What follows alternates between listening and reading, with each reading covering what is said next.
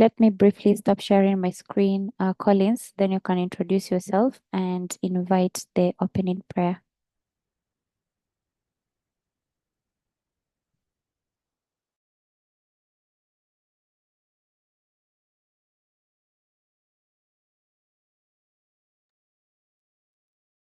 Hi, good afternoon, everyone. My name is Collins Lungu from Zambia. I also lead the Central Africa Hub. I want to welcome everyone to this webinar. And just to kick start, I think we would start with a word of prayer from Paul, and then we'll move on from there. So Paul, please go ahead. Thank you, Collins. Let us humble ourselves and pray. Father, we thank you for this time and we thank you for gathering us together as we have this session on understanding NDCs as climate years. We bless your name, Father, for the provisions unto our lives. We bless your name for the leadership of climate years, and we bless your name, Father, for the support we receive from our partners. We bless your name for the efforts of young people in different hubs that make up Climate Yes Global. And we bless you for all the ideas you've given unto us through the different leaders we have around the world. We ask your guidance as we go into this session. We ask you to guide us and give us support. Give us the knowledge and understanding. We call unto your name to bless the trainer. We ask you to guide us throughout the session, and may we reap the best out of this session. Father, as we go, may we take this knowledge and take into action in our different hubs to see that we keep looking after your creation. In the mighty name of our Lord Jesus Christ, I've prayed and believed. Amen. Amen. Thank you very much, Paul, for that wonderful prayer. I think it has put us into proportion of what we are here for. And I think with that word of encouragement and prayer, I'll just introduce why we are here. So firstly, as we know, this has been organized by Climate Yes. And Climate Yes is a global movement and a communal movement of youth who are involved in different actions of climate change and environmental protection, care. And we are a group of young people, Christian advocates from across the globe. We have young people, leaders, church leaders from the global south and the global north who are working together to bring to life this stewardship that has been given to us. And we were convened during the COP26, and from there, we are represented in different hubs around the world, and we have leaders from there. And so, being people who are involved in this core, we thought of coming together and having this webinar. And this webinar is on the nationally determined contributions, the NDCs, which are a climate action plan which was adopted during the Paris Agreement that young countries should contribute directly into the Paris Agreement to reduce global warming. And so as faith-based organizations and as young people, we want to see ourselves participate in this because we are the ones who are involved in bringing young people together from different parts of the world, but also we are involved in grassroots. And so we want to hold our leaders accountable. But not only that, we also want to make sure that these nationally determined contributions are brought to life through the actions that we take. And so today, to help us through this topic, we have our facilitator, who is Desmond Owuoth. Desmond is a sustainability specialist with a decade of experience in green finance, law and environmental management. He has worked on projects in Kenya, Mozambique, Brazil, and the United States, focusing on driving sustainable impact through innovation and green technology. Desmond's expertise includes carbon accounting, technical due diligence, and project management. He has a strong educational background, including degrees from the Well University and the University of Nairobi. And so from this rich background, you can see that we are in very capable hands. And so without delaying any further, I will invite Desmond to take us through this webinar. And I hope everyone is following through and we're able to share and be interactive. This is an interactive session. And so after this presentation, we'll go into breakout sessions, which will lead us into a discussion. So please, Desmond, go ahead. Thank you. Thank you so much, Collins. I really appreciate that, and also Irene for setting this up. I'll go straight into it if you don't mind. So I will share my screen, and in case there is any question that comes in, I'm happy to take them on the go. But if not, I'll just continue with the clarifications. So I don't know if you can see my screen. Not yet.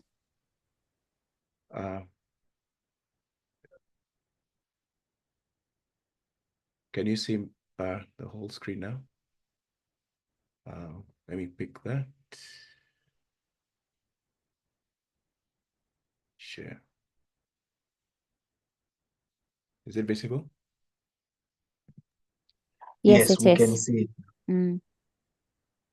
So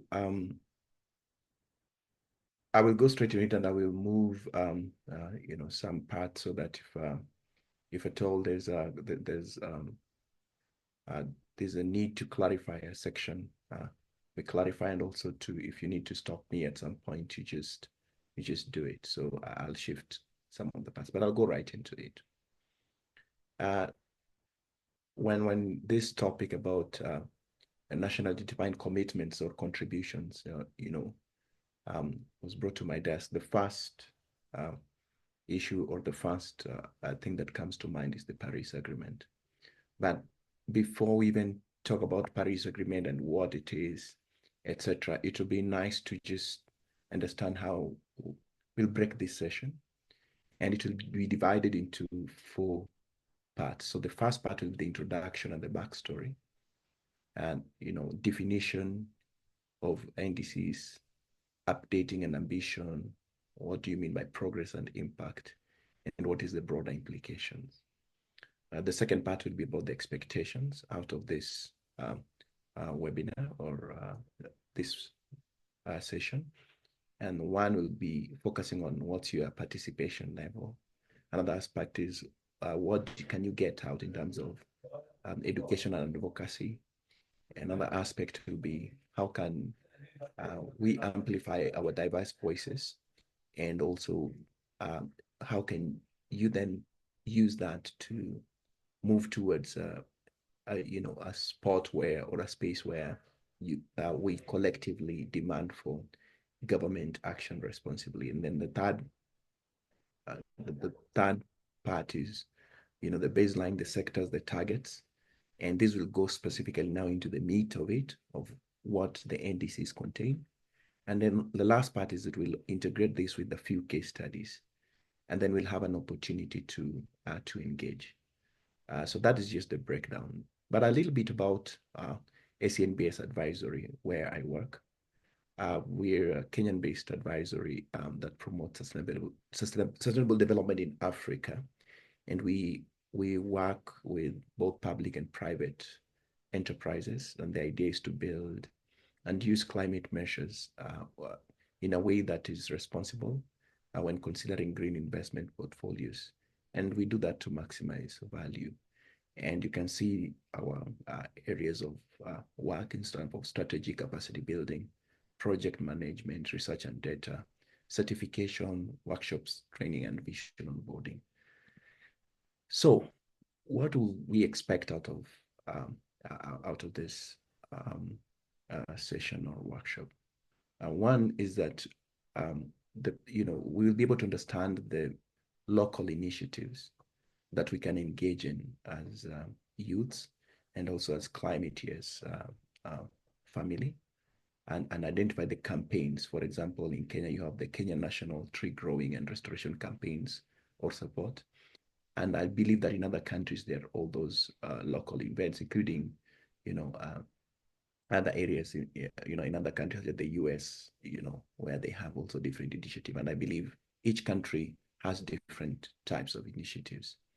We hope that the also aspect of education and advocacy, so that we will all stay informed about the climate change perspective and also the development of the Paris Agreement processes, so that as we become advocates for climate action, we not only educate ourselves, but also we understand the potential of different organizations and their role in participating in events related to the global stock taking, which is a core aspect of NDCs, or nationally determined contributions or commitments.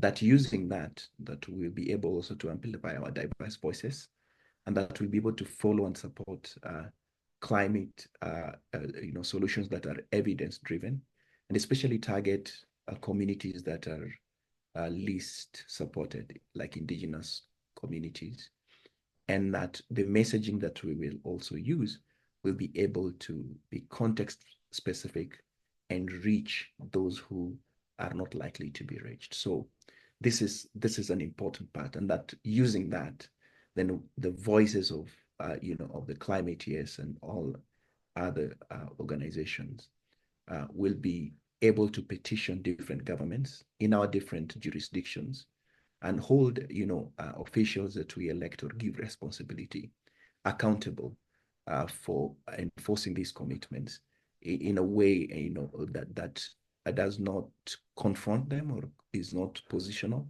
but is more of co-creation, knowledge sharing, cooperation, and encouraging them to take more robust climate actions. And so to set the stage, it will be essential to just understand what United Nations framework convention on climate change is and what they've done since COP1, which started, to now we are heading to COP29. Now, the purpose and scope of COP, or what it is, that this is just a supreme decision-making body of the United Nations Framework Convention on Climate Change that was established by different countries, and it is it is an event that is attended by these countries, and they use these events to ratify different agreements or conventions, and these then become an important barometer or an important indicator for dealing or addressing climate change issues through negotiations. And some of these negotiations include Kyoto Protocol commitments, and also now the Paris Agreement that established the NDCs. And also there's the annual meeting. So these meetings are convened every year or annually. And through this, the different stock taking in terms of what is happening and what different countries are doing is done. And that those countries then are also put to task to demonstrate if in fact they are adopting and implementing these agreements. And the key achievements that UNFCCC is really attributed to their number from COP1, but the one that stands out is the Paris Agreement, that was negotiated during the COP21, and this was the beginning of NDC. Although the NDC creation and implementation began before, this was the meeting that set out the global framework to meaningfully address climate change and to set the standard, or to set the limit, which is to limit the global warming to well below 2 degrees Celsius. So Paris Agreement is it's a very important event, or a COP event that that was convened. And the participants also from different countries come in form of delegates, climate scientists, representatives, observers, civil society. It's a whole crowd of people, and they all come together and they try to bring in their voices or to put forward their case for either adoption or ratification on some of these agreements. And then out of that, then people are able to roll into climate action by now advancing the global ideology or agreement that has been set in place through policy and action. But also the meeting also provides a forum for even negotiating more agreements, share the practices or exchange what other countries are doing better, which countries are actually poorly performing and which ones are doing very well. And this forms the basis for global cooperation. So the backstory, if we're to break the NDC in the context of Paris Agreement, will be used just the initials DUPI. The D just stands for definition and purpose. Updating ambition is for you, then progress and impact, and then what is the broader implication.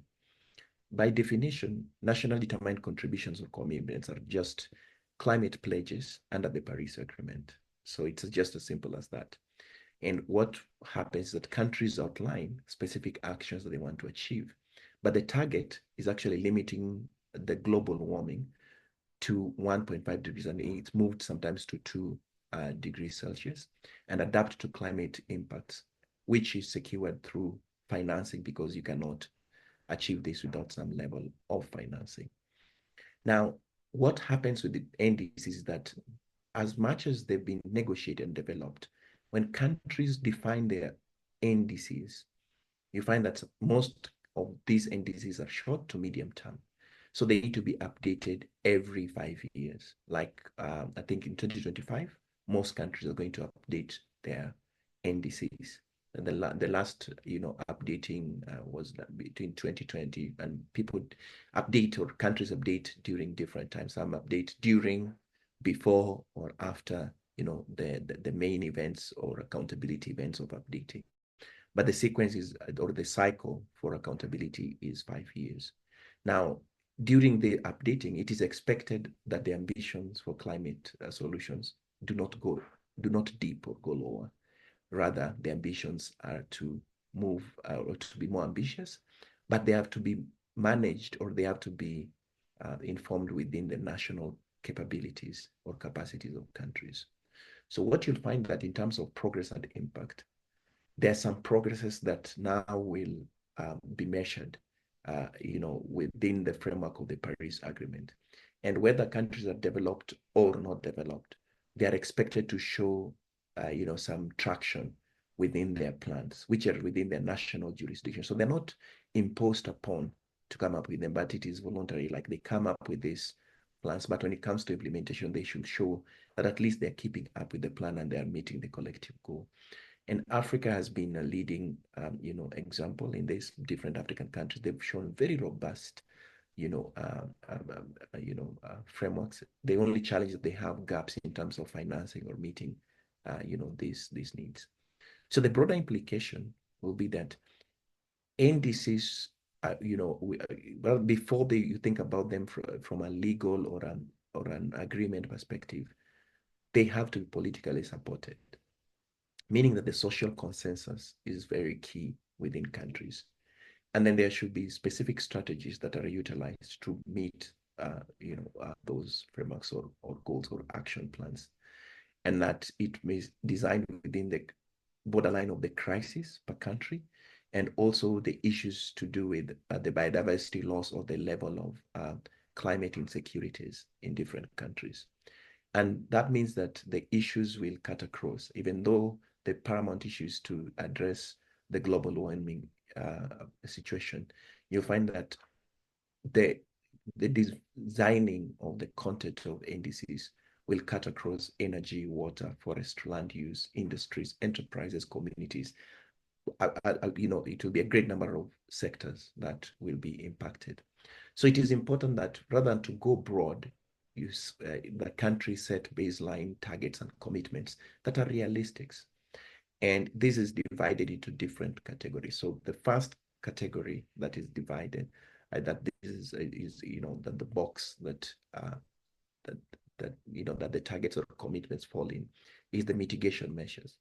So what will happen is that in the mitigation measures, you typically outline what you do specifically as a country, and then you come up with that, and there are specific figures that you say, and you give yourself a time period. So, for example, in the United States, they say that now they're committing to reduce their emission by 50 or between 50 to 52%.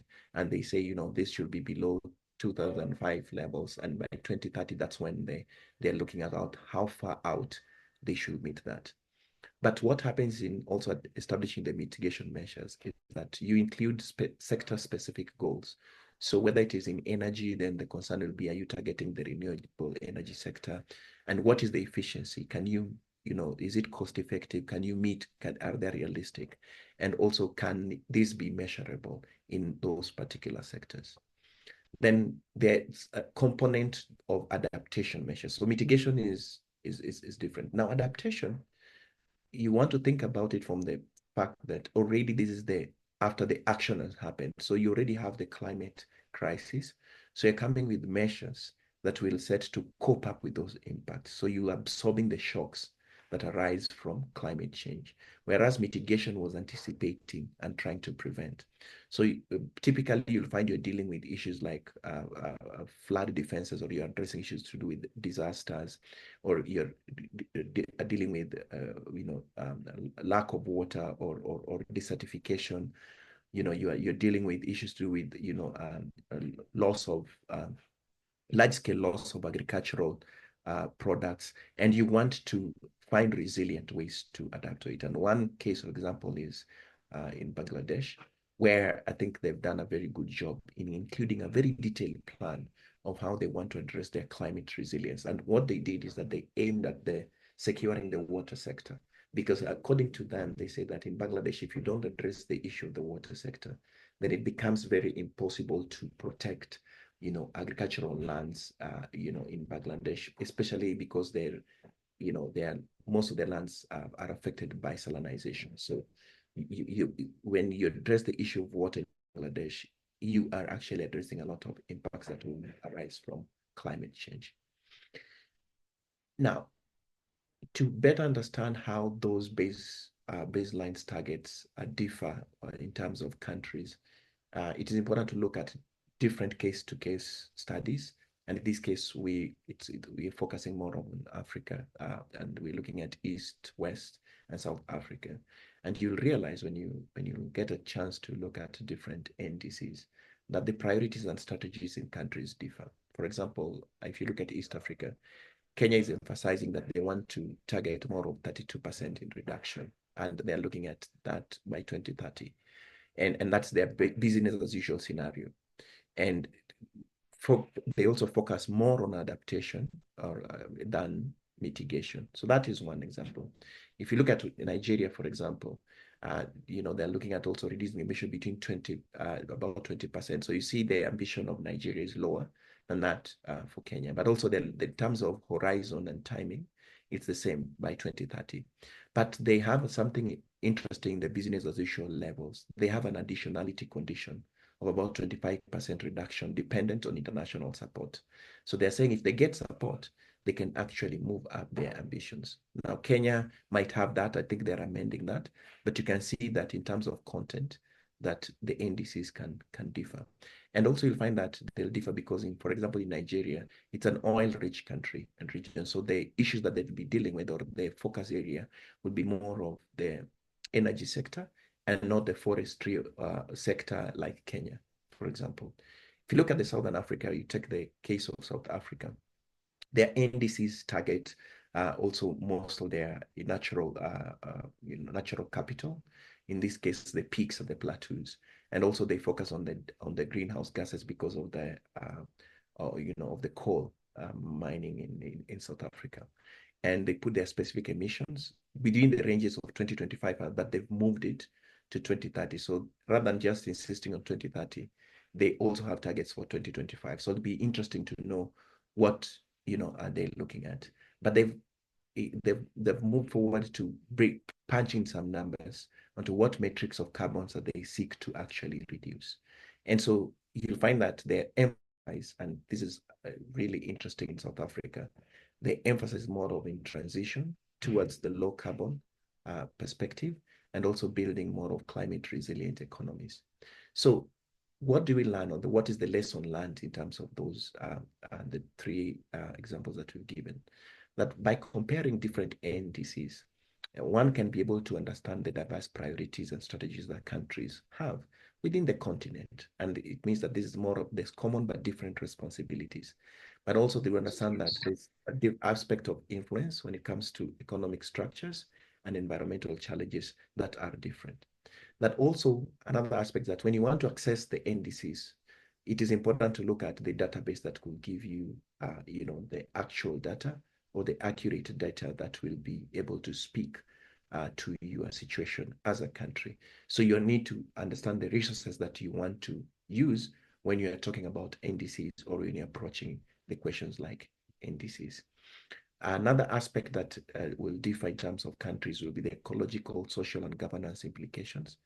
Different countries, will have different targets that they want to achieve, but those targets impact their ecological resilience, their social realities, because you want to use your resources as a country, and your population is different, your needs and your preferences, your rate of industrialization is different. So you want to find out, solutions or streamline your NDCs to meet the needs of your people. But also there's the aspect of governance. You have to consider, how do you govern these particular resources? So if you look at the case of Uganda in East Africa, it will be different from Senegal, for example, in West Africa. So where Senegal might be focusing on restoration and benefiting marine and biodiversity in terms of mitigation and forestry, you find that Uganda is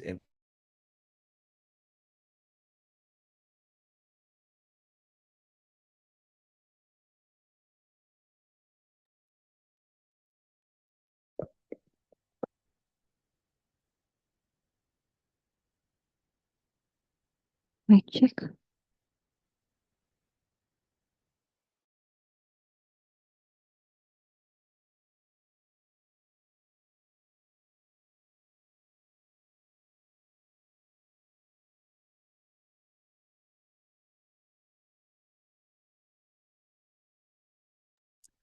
All right, as we wait for Desmond to come back.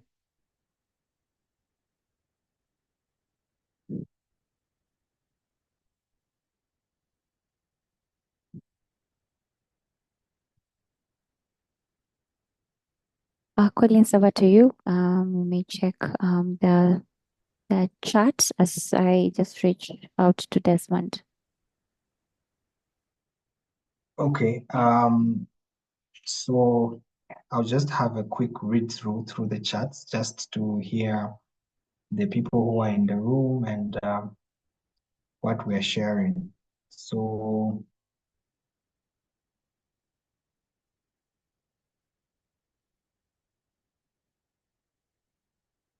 we have, just to read through the people who are here, we have, these names now.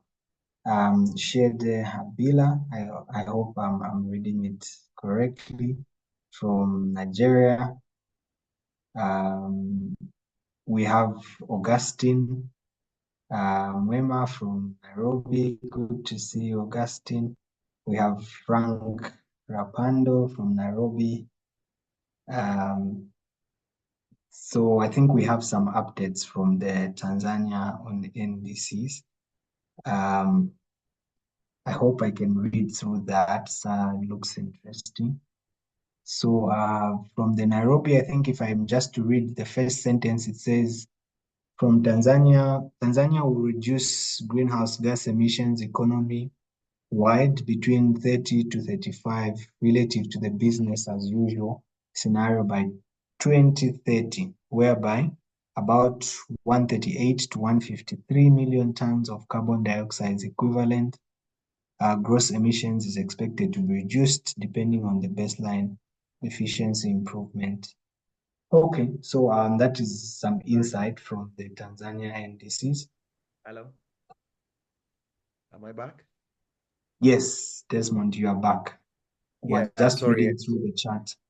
Yeah, I got kicked out. I don't know why I got kicked out, but it's fine. Do I continue or another session is ongoing?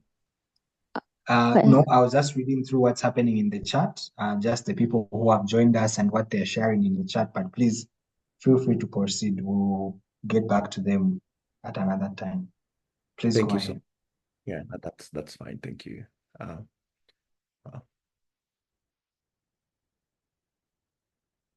Uh, so we were here, right? If I remember correctly, right? Is my screen on? Yes, yes, we it can is. see your screen. Yeah, so I'd mentioned the differences that can, from an ecological, social, and governance perspectives, that could, could occur in different countries.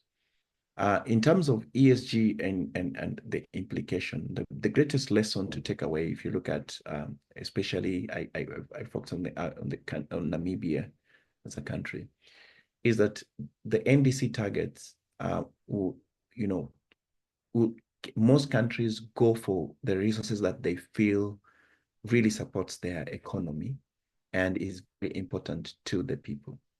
But the challenge is that when it comes to balancing the needs of the people and using those resources to the benefit of the people, there are very many barriers.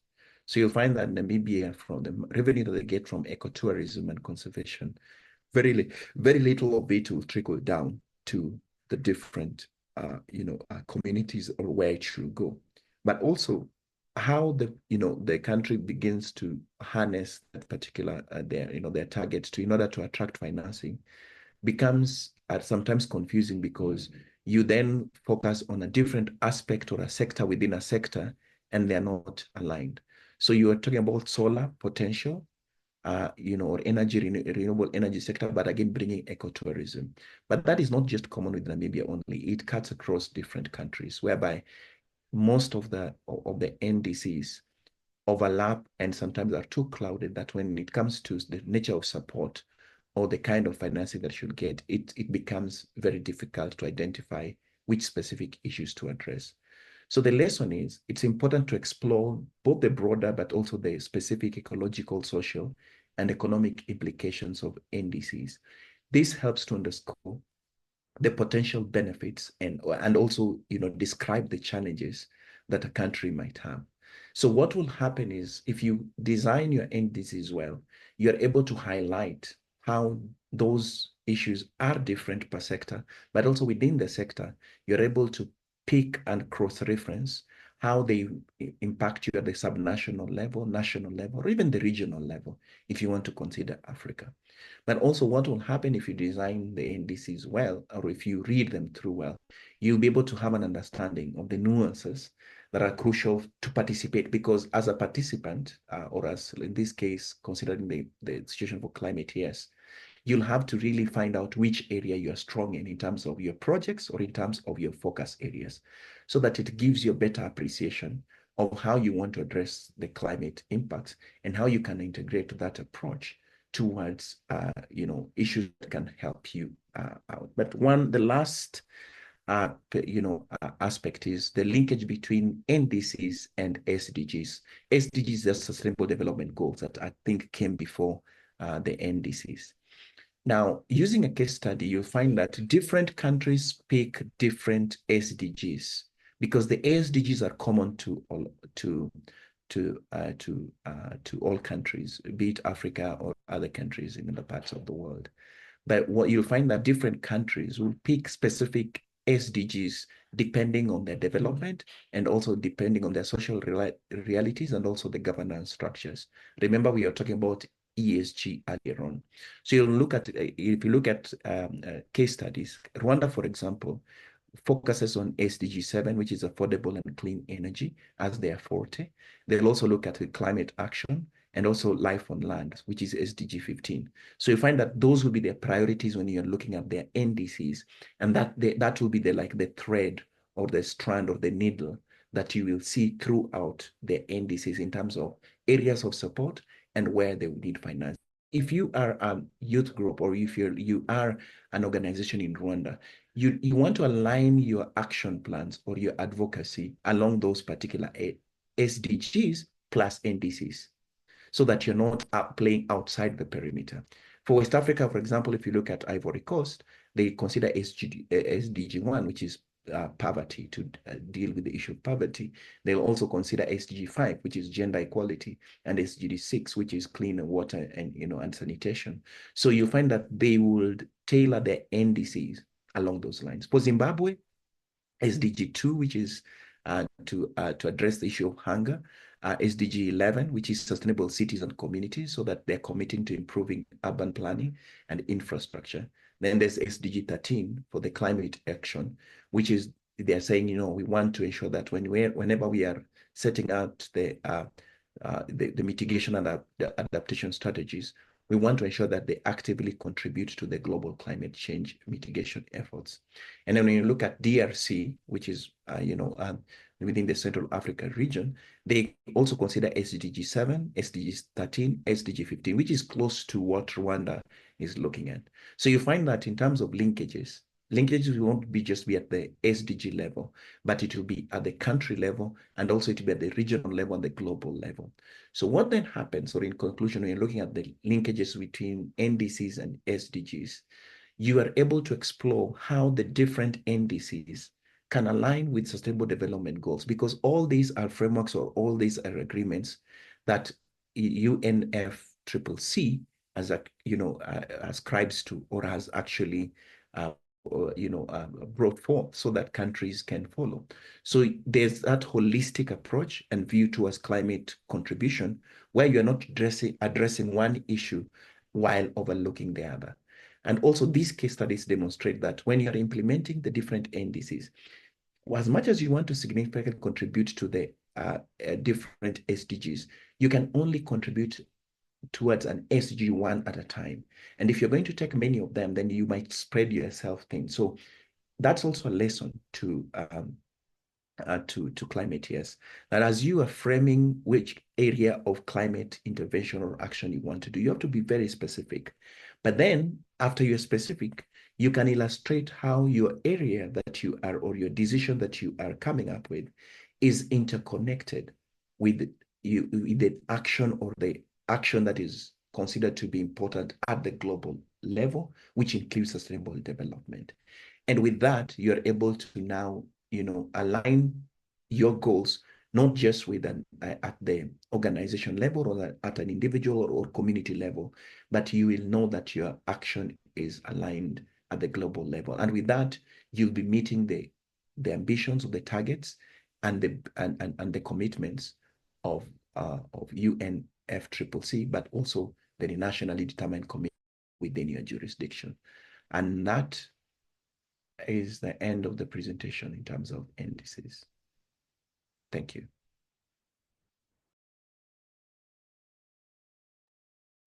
Thank you very much, Desmond. That was very, very insightful, and I'm happy that you shared with us very great insight on NDCs. I think what we've picked is that our countries do actually make commitments, and it's up to us to check what our country has committed to and how they are actually implementing. So we really appreciate for that insight, and we really do thank you for that. Before we get into the breakaway session, I think there are some comments that have been placed in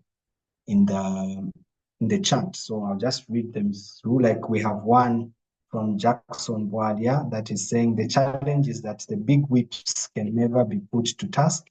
Day in, day out, they are trying new nuclear weapons and starting wars. For a world that wants peace and solutions, we spend so much on nuclear weapons. So this is one of the comments from Jackson. I don't know if you have something to say on that, Desmond. Yeah. There's another question. Maybe I'll read it through as well, so maybe you can answer it. It's from Frank Mshanga from Zambia, and he said, how does politics affect climate change and how we can avoid such negative effects? So I think maybe you can tackle those two. I think those are the ones that are there in the chat. Over to you. Excellent. Thank you so much, Collins. And those are very good questions. And yeah, I think they really push the boundaries in terms of what are the considerations when countries are actually or coming up with their NDCs. And conflict is one of them. And the answer is yes. Countries that are in conflict, their NDCs will tend to look at the nature of conflict, but also the scale of conflict. So that you find that if countries that are actually experiencing a high intensity of conflict, most of their NDCs or their call for action will be not just be aligning, first of all, to the resource or climate protection, but in fact to address the issue of peace. And that the question will be fighting over what? Most of the continental or transcontinental wars or regional wars are driven by resources. And you find that these resources may be because of water, maybe because of oil, maybe because of different resources. And so when most countries are defining their NDCs, they'll ensure that they use, that as a window. But also it links to the SDG goals, which is to look at the issue of peace. So you'll find that most NDCs then, therefore, in the conflict-prone areas would include the linkages of peace or looking for peace and stability as a key linkages within the NDC, so that as you're passing climate action, the first thing or what you integrate within your framework is how you can promote peace at a broader level. Now, I had mentioned earlier on that the first stopover for designing NDCs is actually politics. So national leaders, in this case at the higher level and also at the subnational level, contribute or have their take in terms of designing and defining how their NDCs will apply. And they're given that chance to do it. So but if you have good politicians and those who are at the political level who have good responsibilities, then they should actually design or define NDCs that work for specific countries. The converse would be true. If you don't have leaders that really think through the country and what the country needs to achieve, then probably you'll not have very good or ambitious NDCs. That's how I would respond to the questions. But thank you.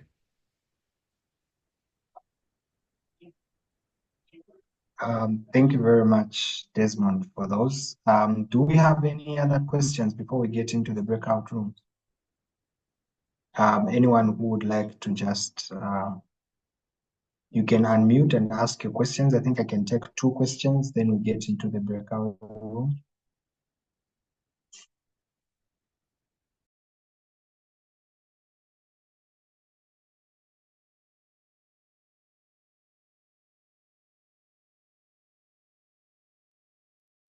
Yes, this is Ivan from Uganda. Are you getting me? Yes, we can get you, Ivan. Please go ahead. All right. My question would be, are these NDCs in alignment with the government, or it's about our platforms, the climate platforms, or we are picking from governments? Because we might be doing some things, and also governments are doing other things, or there may need of integration. I wanted clarity on that. Do you want me to go, Collins?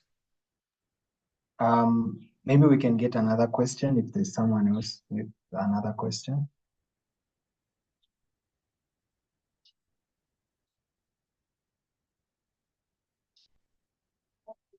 If you have a question, you can unmute and just submit your questions. Otherwise, Desmond, I think you can pick it up. Thank you. That's a very core question that really speaks to how NDCs are framed or how the actual process of framing it. And the answer is yes, it must begin from the national level, because the countries that are considered when you are looking at the parties or member states that go to COP, the first issue that is considered is country. So you must represent your country or the interest of a country at the national level. because when the decision are made, the first step of making the decision is at COP, where countries come and agree. And in this case, the reason why Paris Agreement was important is that over 195 countries, for the first time, that is the highest level of agreement that happened. So once the countries have agreed, that becomes binding, or that sets a level of responsibility for your different countries. So if you have good negotiators, you must have good negotiators that agree on what conditionalities that or the targets that they will have as a country. So once you come that, it should go through a process of stakeholder engagement. But really, sometimes in countries they don't advertise this, so when this happens without much involvement. So there's an opportunity when now countries are reviewing some of these NDCs, that now organizations or individuals in climate years can tap or look for information on how this is happening to amplify their voices. Remember the 5 outcomes that we were looking at after this session, that you're able to bring your voice on, to have specific issues that you can bring or push in order to be considered in the NDCs. And countries, if you lobby well or if you push well, some of these ideas get into the national determined contribution for commitments. And once they are there, and once they've been registered or amended and registered with UNFCCC, they form a basis for implementation and commitments.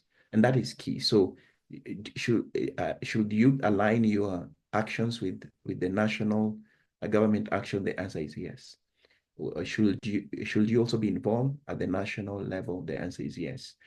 Can you have issues at the local level that could find their way into the national framework or national agenda setting of what the NDCs are? The answer is yes.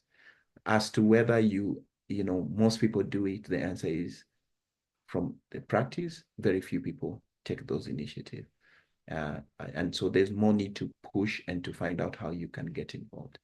And one of the aspects that, remember, that also countries give as a reason why they don't engage many people is the finance. So you remember, they're not giving the example of Nigeria.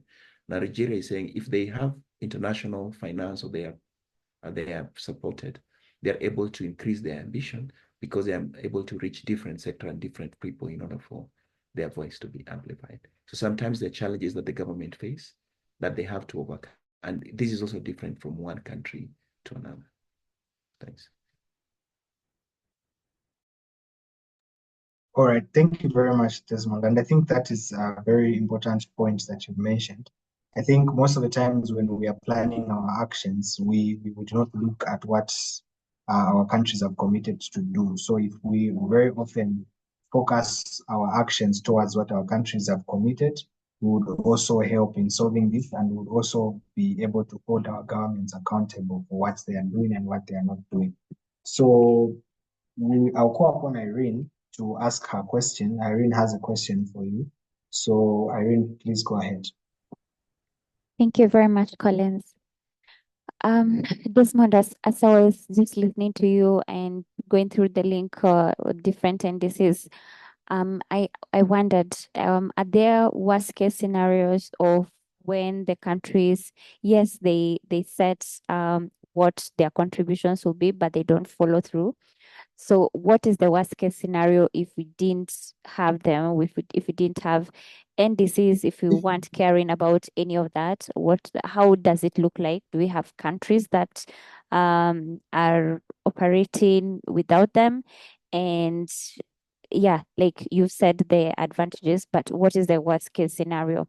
Also, have you seen simplified text? Let's say like a civil uh let's I don't know how to put it, but a simplified document that I can take to my church, and a young person can see that this is what we are looking at. These are the SDGs our country is focusing. Like in Kenya, we are more on climate. Like, do we have simplified documents that let's say somebody who can at least read and write would understand? Or is this information just at the top level, that very educated people who are going to attend COPs, people who sit in the roundtables have access to?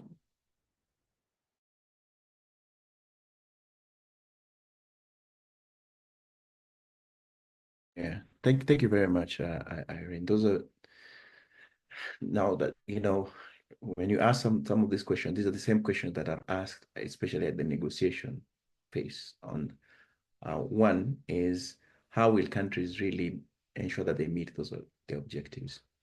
And the situation was so bad in the past years because countries will just paste or just say their ambitions without thinking about commitment or follow through.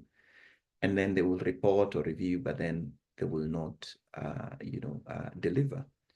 So, but the landscape has since changed in the sense that in terms of getting support from the international community, especially for developing countries, those support become conditional in how you're actually meeting your NDCs. And now when countries, especially mostly in Africa, realize that they're in that space, then most countries began actually demonstrating and reporting on their NDCs and actually making traction towards, achieving this.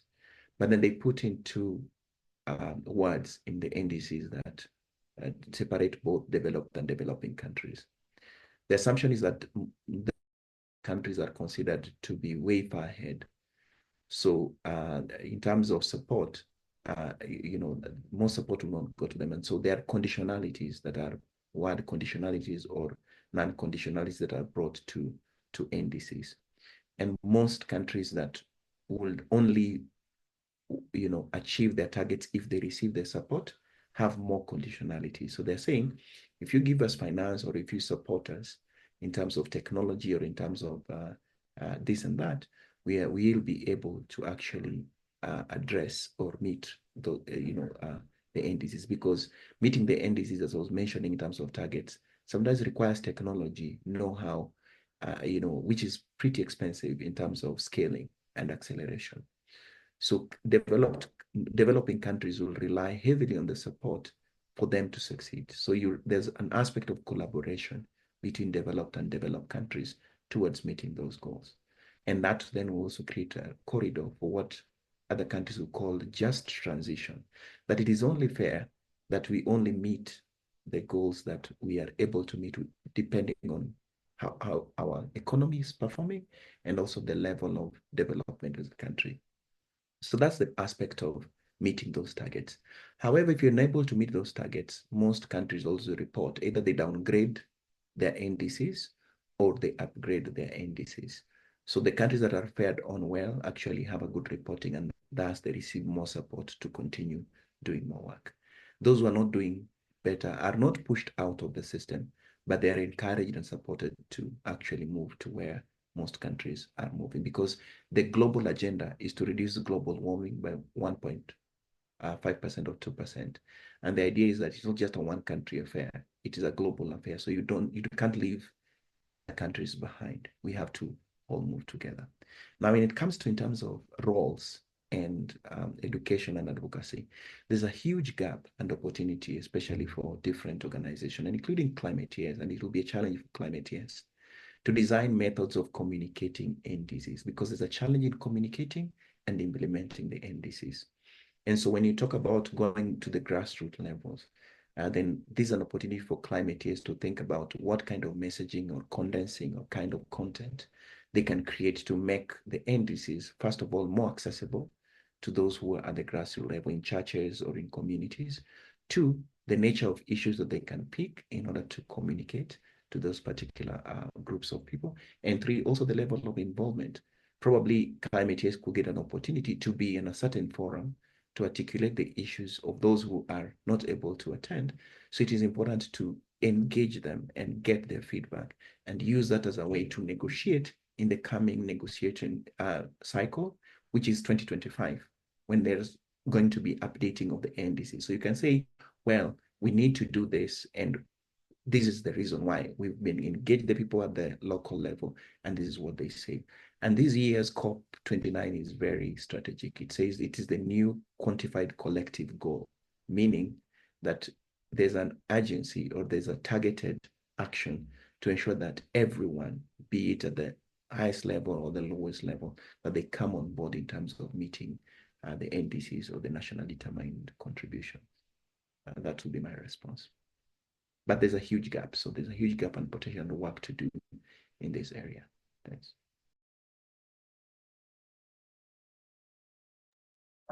Thank you very much, Desmond, for that response. I hope, Irene, you are satisfied with that response. I think now we would be happy to proceed into the breakaway sessions. So I think there will be a breakaway sessions by country. So I think Irene will lead us into those breakaway sessions. And if you are not automatically redirected to the breakaway sessions, you can just click on your country and then you will be taken into that breakaway session. So maybe before we even get into the breakaway sessions, Desmond, you can tell us what we're going to do in these sessions. Just give us an overview of what we're looking at.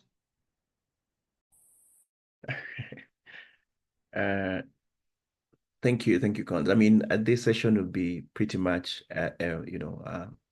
more of participatory. Just going to click on the links that will lead you to the sites where you get all the NDCs of the world. You'll see like country based, and then you can choose as a group or as a team to discuss just one country, to select it, then just to see the targets and to see if those targets are good targets, they are realistic, and which sectors do they cover based on just what we've gone through, and then just thought shower or brainstorm on what you think about those countries' target. Are they ambitious enough? Are they too low? Are they too high that they can't meet them? And I think the link is has been pasted by Irene. So when you get to your groups, you just click on that link, and then you're able to pick one country. Then we will come back just to hear from different groups. What were your thoughts, and how do we engage going forward? So there's no prescription. It's not prescriptive. So I think we can look at the response from different countries. I'm going to be biased and start with Kenya. Just give us what came out from your discussion. Don't ask how I'm biased to Kenya, but just please let's.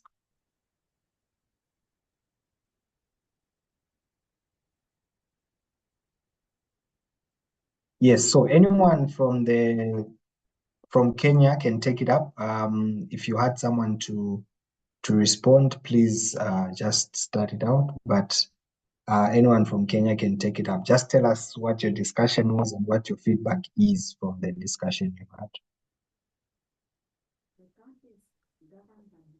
Hello, everyone.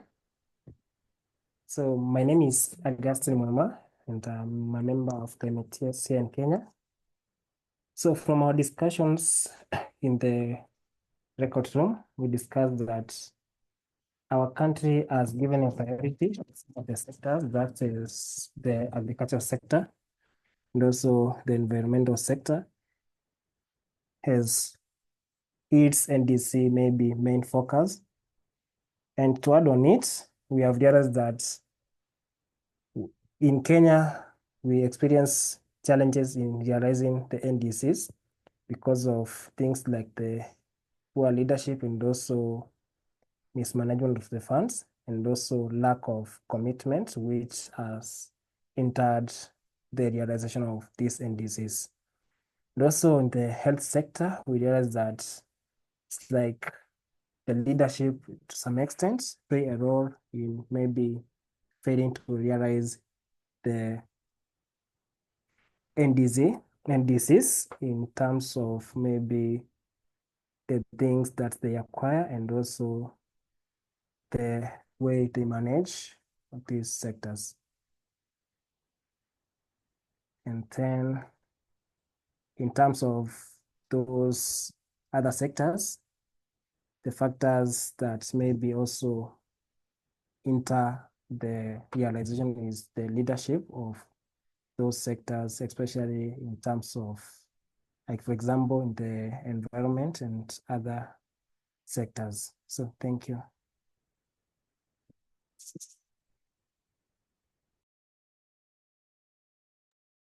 Okay, thank you very much, Augustine, for that.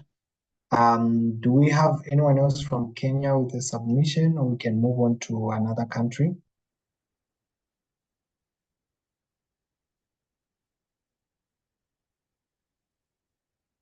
Anyone from Kenya with a submission? Not really. Yes, Frank, go ahead. Augustine has actually covered. I think one of the main challenges we have in Kenya is just leadership, because we were discussing another time we had a cabinet reshuffle, and our cabinet secretary for environment, we were looking at his track record, and he has nothing that is related to environment, and you're looking at such.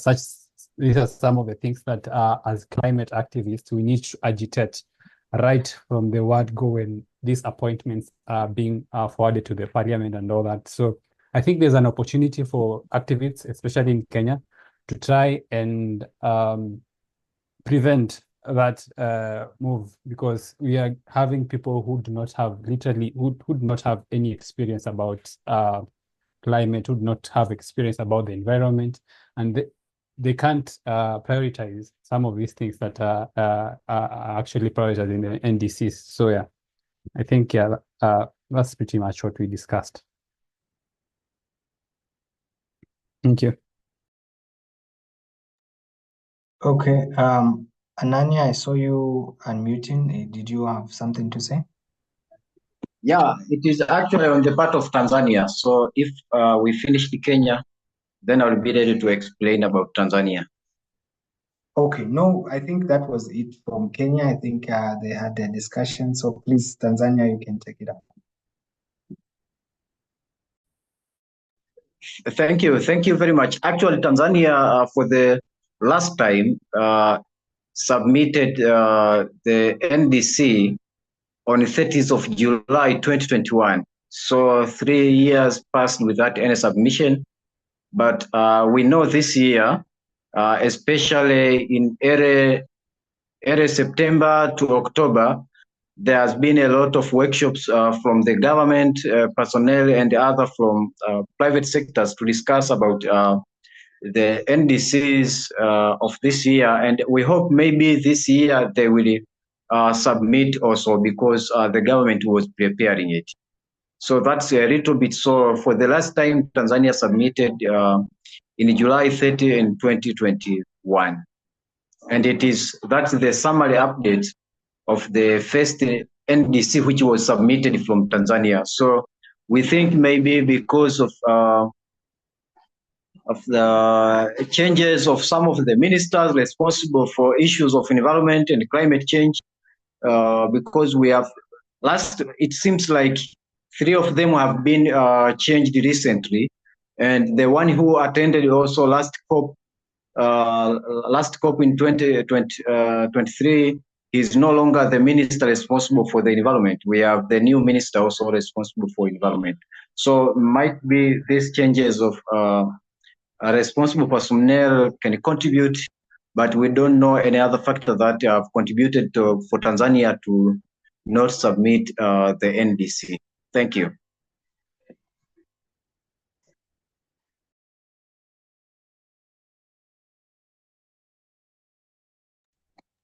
Yes, that's all about Tanzania. Thank you. All right, thank you very much. So did you read through what some of the targets that Tanzania has submitted, and what do you feel about it? Do you think they are realistic? Do you think they are attainable? Do you think they are too ambitious? What do you think about the targets that Tanzania has set out? Actually, the current NDC that we have, that it is reflected also in the website of Climate Watch data. It is the NDC of 2021, and since then up to now, a lot of changes has been happened, because even the target that was targeted in 2021 is no longer the greatest priority for Tanzania. For instance, government priorities for last year COP quite different for what was submitted in the NDCs of 2021. So things are changing, and know any updates concerning the NDC in Tanzania. Maybe just to But ask a question, if yeah, Conference will allow me. Do you think, Anania, that it is towards the positive or they are scaling down? Are they doubling up their efforts or increasing their ambitions? Or is it going down, or they feel that they should reduce their ambition? actually they are increasing and doubling the impact, because for instance, one of the greatest priority nowadays that we have in Tanzania, it is what was inaugurated last year during COP on clean energy. And it is a very great agenda in Tanzania, which is going on in order to reduce the production of charcoal and firewood, and adopting the use of I guess as a clean energy, and also energy cooking stoves. So this is a very biggest agenda right now, and even the the the updates that will be updated maybe in the end of this year 2024, or maybe for the next year, because the government is in preparations. And I met with one of the government personnel who is working with Tanzania TMA, Tanzania Meteorological Authority. In September, we invited in one of the youth workshop on climate change in order to share the updates of what is going on in the government. And by that time, they were also in the preparation of to submit to prepare the NDC, and maybe it will be submitted in this year 2024, or maybe for the next year. But I know a great effort has been done by Tanzania right now. Yeah, thank you. Thank you. That's very helpful. Thanks. Thank you.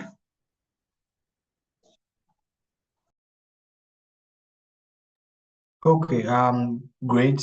Thank you very much. Do we have someone else from Tanzania to add on, or we can move on to Uganda?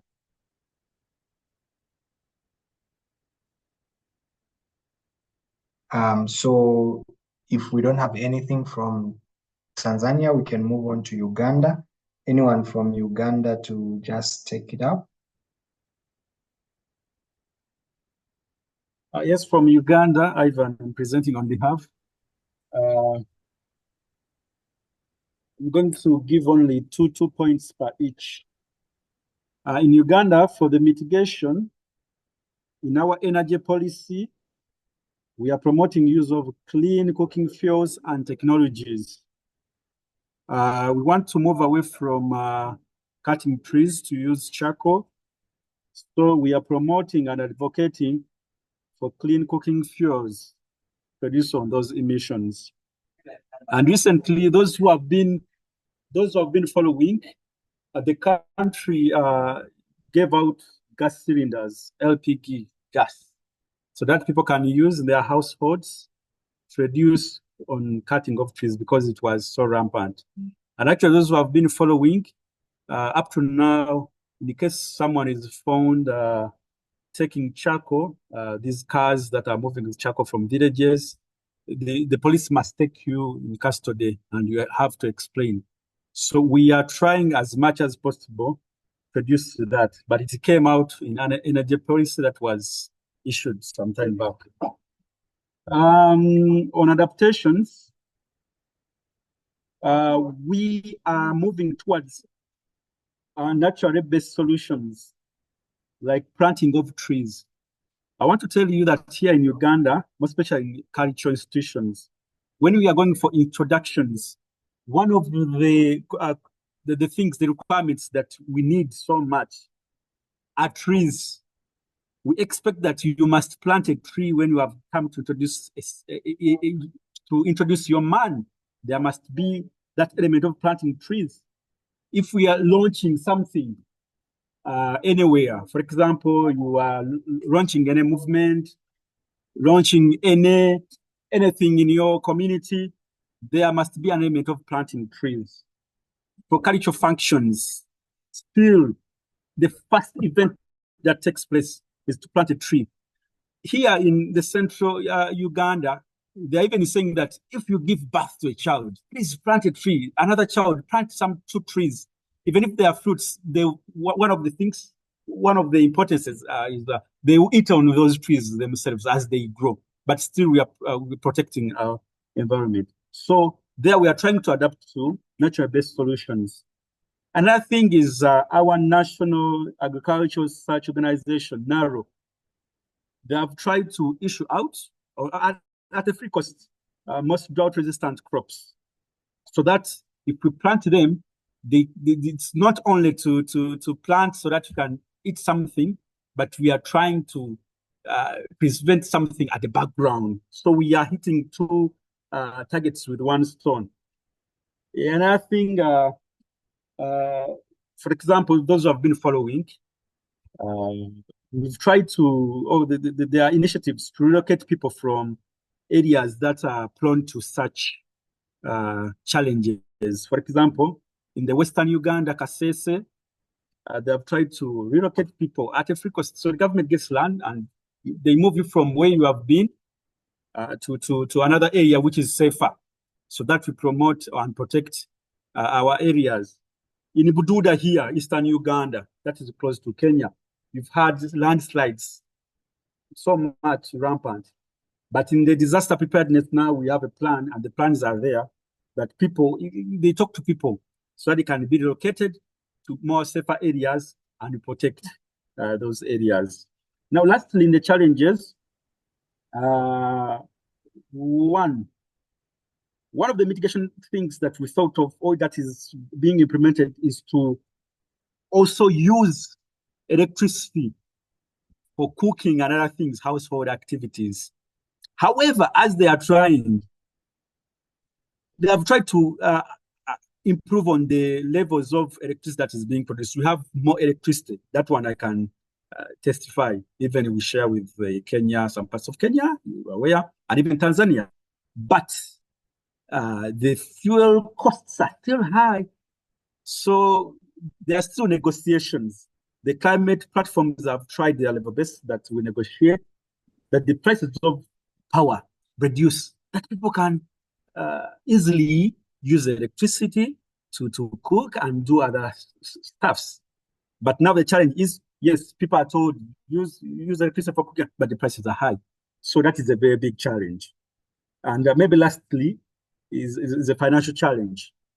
As a nation, just like Tanzania has said, there is a plan. The budget is over $21.8 billion, but what the country can support is 4.1 billion.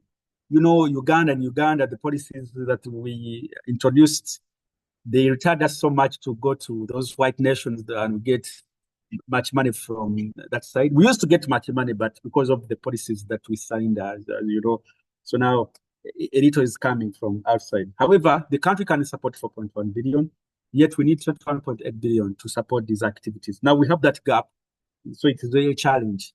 Thank you so much. Thank you very much, Ivan. That was a very powerful submission.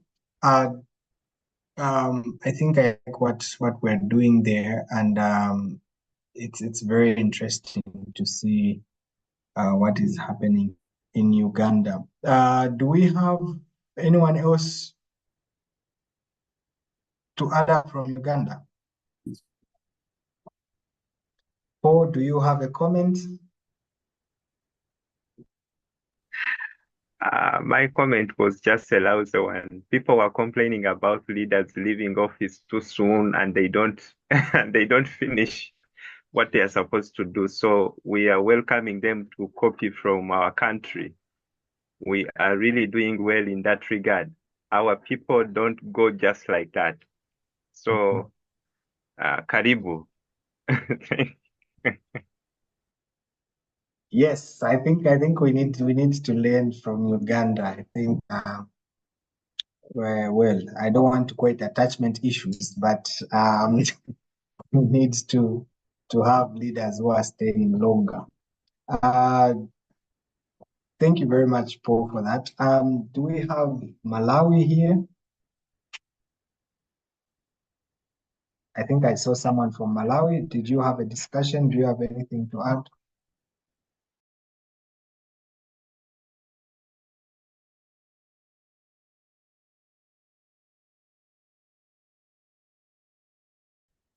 Is Alinafe still on the call?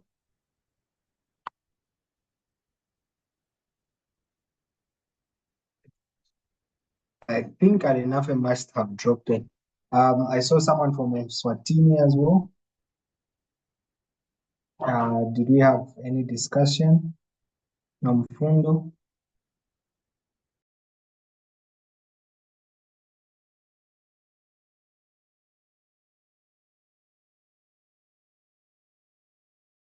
I think he is no longer on the call. Frank from Zambia, do you have anything? Is Frank still here? Anything he wants to mention? Uh, okay. I'm still online. Can you get me?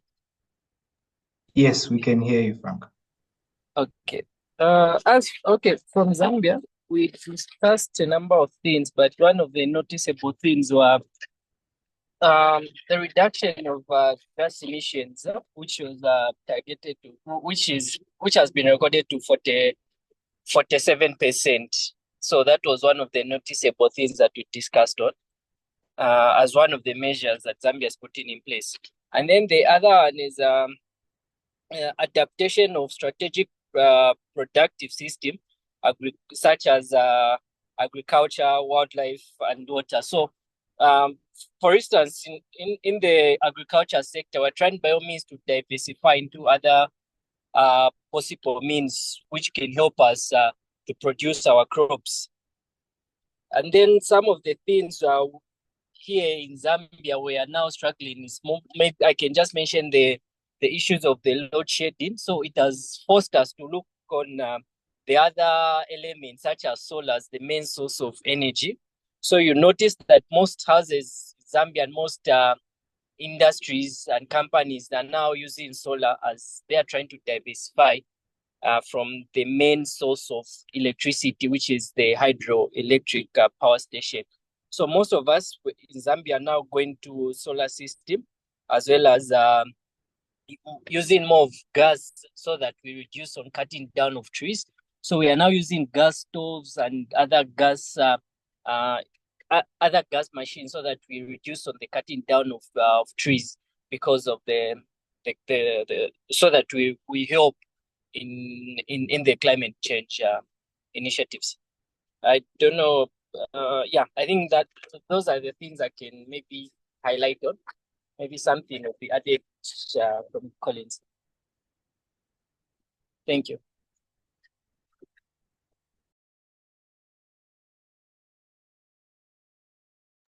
Yeah, thank you very much, Frank. I think there's something that the climate keeps teaching us all the time. It's not easy. You can make these commitments and make these plans, but with the drastic changes that are happening, we are thrown aback most of the times, because now we're talking about reducing our greenhouse emissions, and we were faced with a very bad drought in the last season, and I think it's one of the worst that we've had as a country. And since we highly depend on hydropower, we have had long hours of load shedding. So this in itself brings us aback, because you see more and more people now going back to charcoal as one of their source of energy. And we are seeing more and more people also resorting to generators, like fuel powered generators. So we'll see that the emissions in terms of carbon from these generators will increase because big companies are resorting to them. And the electric ones are still quite expensive. So most of them are using these fuel powered generators, which emit quite a lot. And we're seeing more and more trees being cut. So I feel that these commitments are made, but also climate in itself has got it's surprising and shocking, because you can see that even our meteorological departments are not able to predict as they used to. They would tell you, no, we'll have floods, and then before you know it, you don't have rains for 3 months. Actually, in the last season, they actually told us to say we are anticipating floods in the next coming week, but we saw no rain at all. So I feel like we are really at a very desperate point where our actions have to be like implemented with haste, I think. So if most of us could actually just pioneer or champion to our leaders that we need to make commitments that we fulfill right there and then, rather than long-term commitments which we slowly move towards. This is most especially for the countries that are responsible for most of the emissions, like it was earlier mentioned by Jackson. They are fighting, testing nuclear weapons, fighting, causing wars, and yet they are slowing down on their commitments. We've seen climate finance was promised, which were supposed to fuel most of these NDCs. Actually, they depend on huge financing, but the countries that promised on this financing are not delivering. So we are seeing that more and more countries are battling with debt, and so for them to invest highly in these NDCs is increasingly becoming difficult. So I feel like we need to champion more on climate finance, that this finance comes and it comes to reach the grassroots. So I feel like that's my submission, and that's the challenges we've had as a country in the recent past. Thank you. Yeah, so from now on, I don't know, Desmond, if you have anything you'd like to add. Sorry for interruption, but actually we have someone from Nigeria on call. Maybe you forgot to call them out. Yes, someone from Nigeria. Please go ahead. Nigeria.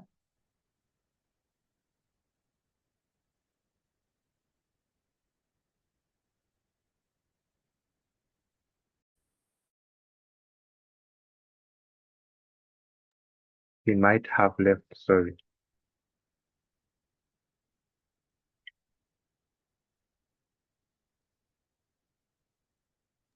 Yeah, I think I can't see him in the call. Yeah, so from my end, I think it's all good. Collins, thank you so much. I think it's been very exciting to learn from the different groups. I've picked new things, and I've really been enriched. And that's the whole idea of NDCs. We have to keep on learning and adapting. We have to make immediate midterm plans, but also long-term plans are important, just to give you a radar of where you want to go as a country. So thank you very much, and thank you for Climate Yes for the opportunity, and all the people who have coming for the wonderful interaction and the insightful session. So thank you.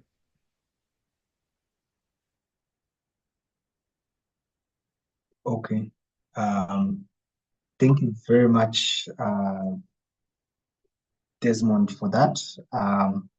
I think we have learned quite a lot, and I think we can attest to why you have the name Desmond Tutu, and we hope to see you with that Nobel Peace Prize in future. So to everyone else that attended this, I think it has been very wonderful. I think we've learned a lot, but this is just the beginning of us knowing more about our nationally determined contributions.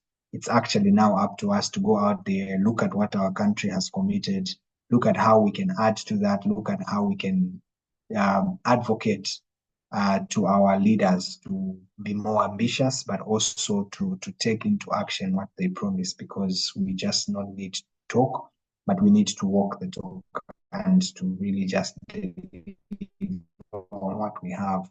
So right now, I would ask for any final words from either Paul or Irene, just to close.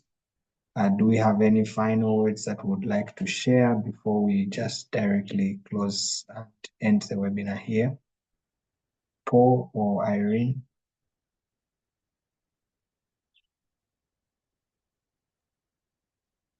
Thank you, Collins. And thank you everybody for, wow, sorry, it is not at night here in Kenya. I just work from inside a very dark place. But thank you so much for creating time to join us today. We do not take it for granted. And other than that, we hope that you have learned something. We thought of this webinar as a way to open our minds. We can't discuss everything in one sitting. However, you have now the link. Please share that link of and this is the climate, what are they called? Forgotten already. The climate watch data, and use this as keep checking what's happening in the other countries, because we cannot be in this space without information. Information is power. So let's use it as power the way it is. And yeah, so that's all. Thank you, Collins. All right, thank you very much, Irene. So do we have any volunteer who can give us a closing prayer? Anyone here who would like to give us a closing prayer as we end? I can call upon Rachel. Yes, please go ahead. Okay, thank you so much. Thank you for the organizers who organized this. So we have come to the end. Let's us pray. Heavenly Father, we thank you for this wonderful time. Thank you for gathering all of us as the youth from different countries across Africa. We discuss on the issue of climate. We pray that everything that we have learned, the action point that we have learned from this session to give us strength and power so as we can implement them to our community and the society, so as we can serve the earth. We pray that we can be a good stewardship and we can save you in the name of Jesus Christ. I pray, amen. Amen.